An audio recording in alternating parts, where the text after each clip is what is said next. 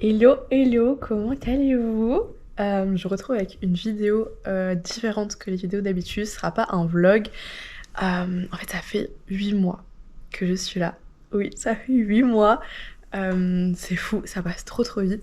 Et je me suis dit que c'était le moment parfait pour vous faire du coup un petit update sur qu'est-ce qui s'est passé depuis ces 8 mois et qu'est-ce qui va se passer prochainement. Et du coup, je vous ai mis une boîte à questions sur Instagram et on va répondre du coup à ces questions.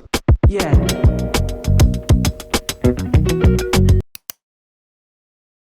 Je sais pas si j'y réponds, genre là si je me pose dans le canapé et que j'y réponds, ou si je fais d'autres trucs en même temps. J'ai un peu faim. Faut que je range. Bon, je vais y répondre en rangeant. Mais j'ai fait une petite liste sur mon téléphone. J'ai fait une petite liste avec toutes les questions que vous m'avez posées. Est-ce que vous êtes bien là? Du coup, dans cette vidéo, on va aborder des questions par rapport à ma vie d'au pair. Les voyages que je fais, l'argent quand on est au pair, est-ce que j'étends ou est-ce que je rentre en France en septembre, les USA en général et la suite, donc après mon expérience d'au pair, qu'est-ce que je fais? Première question, est-ce que la vie d'au pair me plaît toujours autant? Alors, je dirais que la vie d'au pair... Non mais en fait, je peux pas faire... Je voulais ranger et vous parler en même temps, mais en fait, je peux pas faire deux choses en même temps. Du coup, je vais ranger et je vais vous reprendre après pour répondre aux questions. A few moments later. Bon, au final, je vous reprends ici après une assez longue pause. J'ai rangé la maison et j'ai pris mon petit-déj. Mais ok, retour aux questions. Donc, est-ce que ça me plaît toujours autant la vie d'au pair? Je dirais que oui, ça me plaît toujours la vie d'au pair. C'est vrai qu'il y a des moments où j'étais un peu... comment dire? Où j'avais un peu l'impression de perdre mon temps et de me dire, ok, faire du babysitting, c'est cool, mais... j'en ai marre, mais en fait j'aime trop ma vie ici. C'est hyper dur de répondre comme ça à la caméra, j'aime pas trop. Mais oui, j'aime toujours autant la vie d'au pair. Je pense que j'aime encore plus qu'avant parce que bah voilà, ça fait 8 mois donc je me sens vraiment bien dans la famille, je me sens vraiment chez moi ici, je me sens bien avec mes loulous, je me sens bien avec mes hosts, enfin c'est trop cool, donc oui, j'aime toujours autant la vie d'au pair. Et la deuxième question, c'était comment on fait pour s'habituer. Enfin, en fait, la question, c'était comment s'habituer à être en pyjama devant la famille. Donc, comment en fait s'habituer un peu à... Faut se sentir ici chez soi. Je pense que c'est à peu près ça la question. Et en vrai, vous verrez que de toute façon, aux États-Unis, ils sont tous en pyjama tout le temps. En fait, ils sont en survêt tout le temps. Ils sortent de leur lit, ils ont un truc à aller acheter, ils vont aller faire des courses en pyjama, quoi. Donc en vrai, moi personnellement, je me suis plutôt vite habituée. Après, je suis pas quelqu'un de pudique, donc je sais pas. Mais en vrai, ça va se faire tout seul. Enfin, vous-même, vous allez voir vos petits en pyjama tout le temps, vos hosts aussi en pyjama. Donc en vrai, ça va se faire... Ah, il y a le voisin. Ça va se faire tout seul au fur et à mesure. Faut pas s'inquiéter pour ça. Qu'est-ce qui me manque le plus hormis mes proches? C'est Léna qui m'a posé cette question. Léna. Je dirais que c'est la mer. Premièrement, La Rochelle, ça me manque trop. En fait, ici à Seattle, j'ai la montagne, j'ai des forêts, j'ai des lacs, mais il n'y a pas vraiment la mer. Du coup, je dirais que c'est ça qui me manque. Et sinon, la France en général, la nourriture française. Bon, ça va, je suis dans une famille franco-américaine, donc j'ai de la nourriture française. Mais la nourriture, quand même, ça manque. Le fromage, ça manque. Voilà, et ma routine. Vraiment, ça fait pas longtemps que ça me manque. Au début, les 6 premiers mois, c'était trop cool. Ma routine, ma maison en France, ça me manquait pas du tout.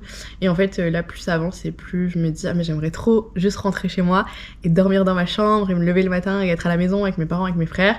Donc ça me manque. Et puis, ouais, je sais pas, même avoir ma petite routine à la maison ou aller au travail. L'année dernière, j'allais au travail et me lever, me préparer, aller au travail. Enfin, en fait, ma routine de l'année dernière, des années précédentes, me manque. Mais voilà, donc je dirais les 3 trucs à retenir, c'est la mer, La Rochelle, la nourriture et ma routine. Voilà, c'est les 3 trucs qui me manquent. Mais sinon, du coup, pour conclure un peu sur la vie d'au pair en général, franchement, moi, je me suis hyper bien adaptée. J'aime trop ça. Et voilà, franchement, c'est trop top, c'est trop cool. Mais après, voilà, ça dépend des personnes. J'ai rencontré pas mal d'au pairs qui n'aiment pas la vie d'au pair et qui rentrent. Et c'est normal, ça peut pas convenir à tout le monde. Mais moi, j'adore. Donc la deuxième rubrique, c'est par rapport au voyage. Combien de voyages j'ai fait en tout et quel a été mon voyage préféré? Combien de voyages j'ai fait en tout? Donc, j'ai été à Portland, qui est dans l'état d'en dessous en Oregon.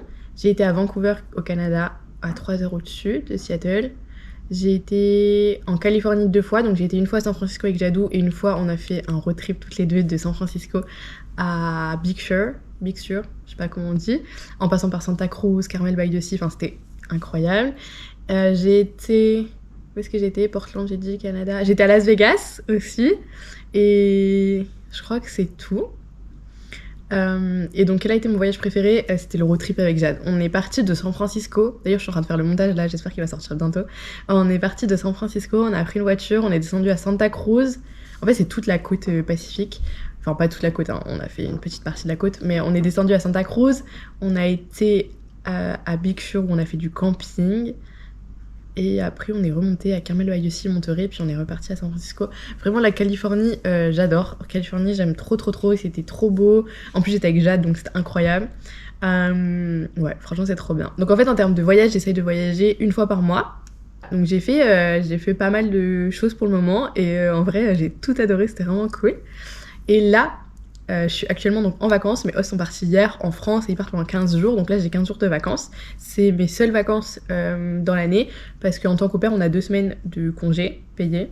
Et après, c'est à négocier avec les hosts quand est-ce qu'on veut les poser, tout ça. Mais là, vu qu'eux, ils partaient 2 semaines en France, moi j'ai du coup mes 2 semaines là. Et donc, demain soir, je pars à Los Angeles pour 3 jours. Et après, je pars 9 jours à Hawaï. J'ai trop hâte. Et pareil, je vous ferai des vlogs de tout ça. Mais j'ai trop hâte. Donc voilà, là, mes prochains voyages, c'est Los Angeles, Hawaï. Fin mai, je vais à San Diego. Et après, je sais pas quel voyage j'aurai. Si je retourne aussi à Las Vegas fin août, parce qu'avec Jade, on va voir Beyoncé en concert. Donc ça, j'ai trop hâte. Et voilà. Mais donc en termes de voyage, c'est ça. C'est tous les voyages que j'ai fait. Donc je pense que j'ai quand même pas mal voyagé. Et c'est trop cool d'avoir eu la chance de faire ça. Prochaine catégorie, c'est du coup l'argent. Donc comment je finance mes voyages et est-ce que c'est compliqué de vivre aux US et de voyager en même temps par rapport au salaire d'au pair. Donc il faut savoir que le salaire d'au pair, il est de minimum 195 $, je crois. Mais ça, on en a parlé dans une FAQ avec Jadou, donc si vous voulez aller voir la FAQ. Et donc, comment je finance mes voyages? Et ben en fait, je voyage grâce à l'argent que je gagne ici. Donc c'est pas beaucoup ce qu'on gagne. On gagne du coup à peu près donc 200 $ par semaine.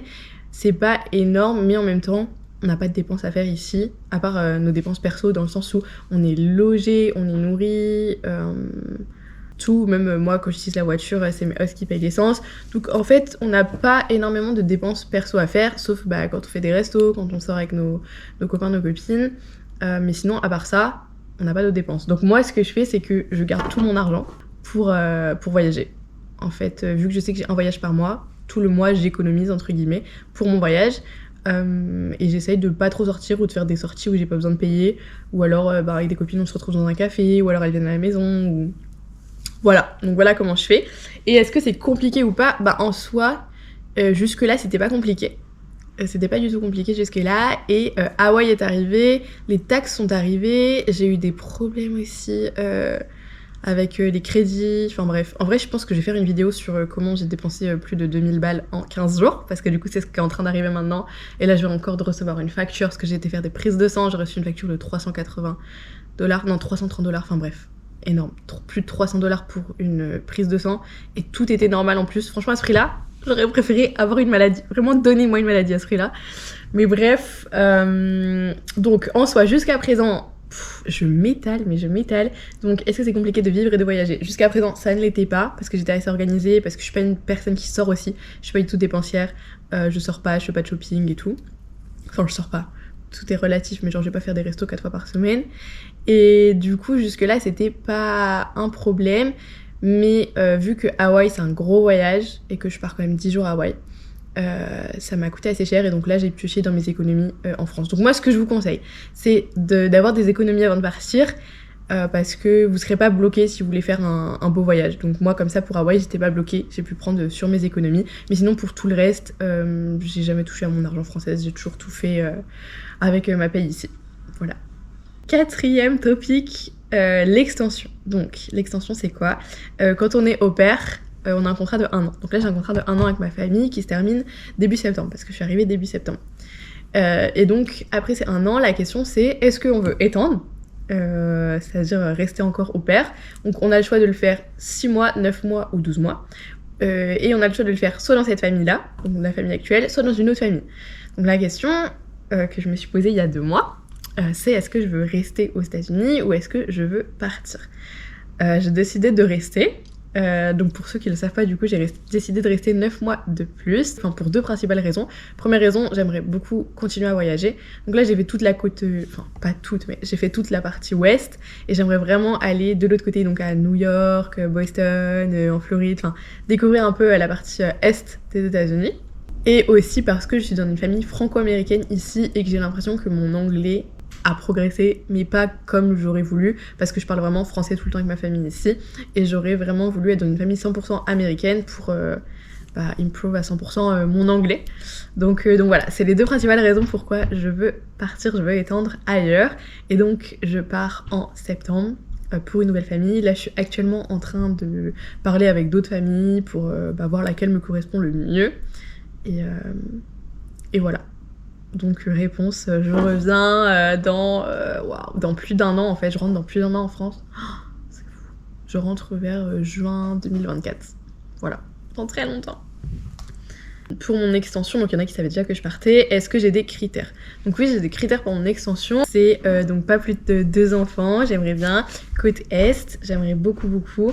En fait ça c'est mes 2 principaux critères, et après j'aimerais beaucoup avoir ma voiture perso, parce qu'il y a beaucoup de pères qui ont leur voiture perso et ça c'est hyper pratique, parce que moi ici du coup je la partage avec mes hosts, et je trouve que c'est différent, ouais c'est différent. Est-ce que j'ai d'autres critères? Non en vrai j'ai pas d'autres critères. Voilà, et si, j'aimerais bien qu'il y ait la mer aussi. Ça serait un petit plus. Mais donc voilà, et ah oui, pourquoi j'ai choisi aussi d'être en 9 mois? Parce que 6 mois, je trouvais ça assez court et ça me faisait rentrer en France en mars-avril, je crois. Et du coup, je trouvais que c'était pas une très très bonne période parce que déjà, il va pas faire beau. Les gens, ils seront pas vraiment dispo, ils seront en train de travailler ou quoi.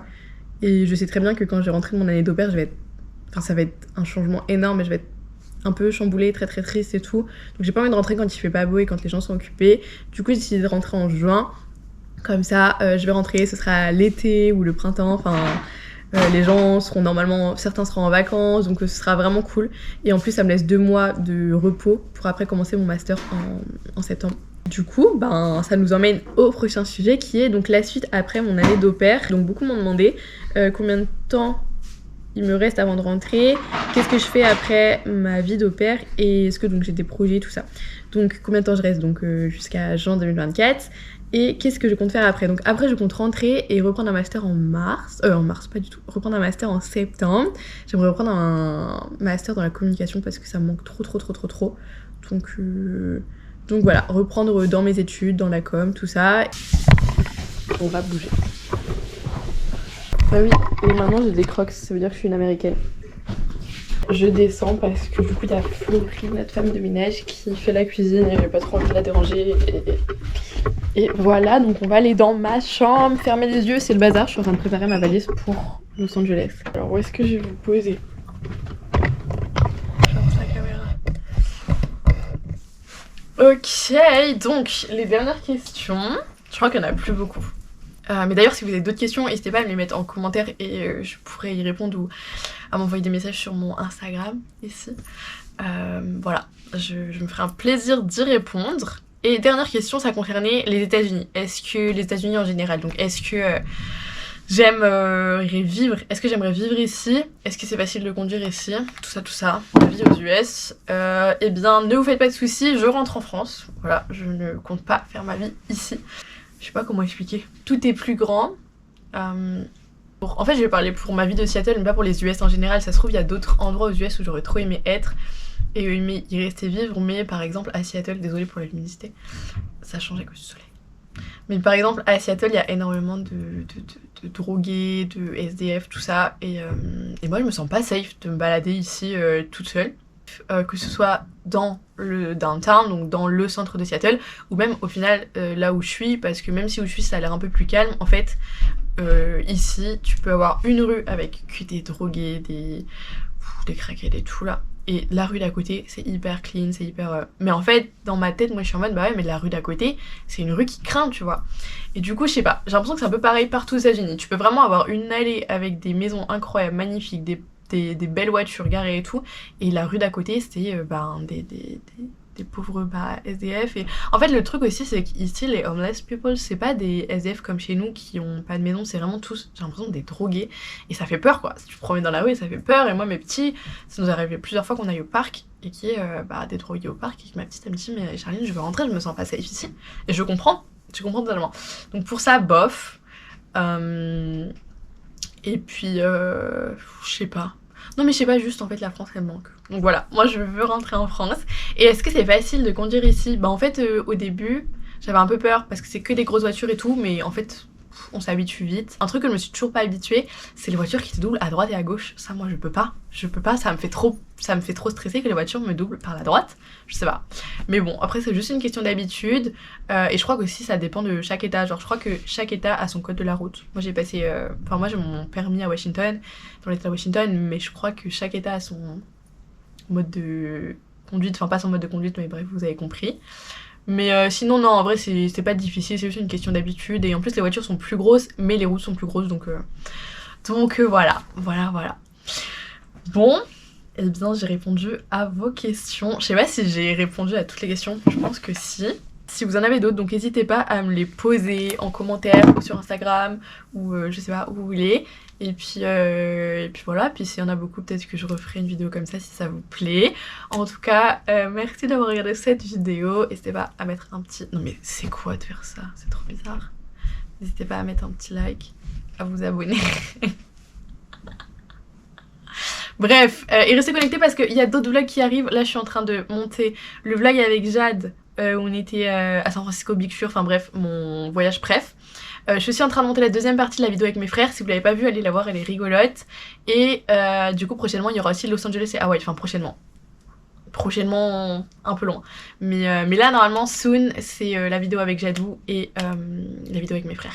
Voilà, bye. Rayonne comme un soleil, Charline, pour s'ouvrir ton seul bagage. Découvre des merveilles, Darling, sur les chemins de tes voyages. Des idées plein la tête, Charline, t'as tellement de choses à vivre. Croque la vie à pleine mandarine, le plus dur c'est de rester libre. Sabada.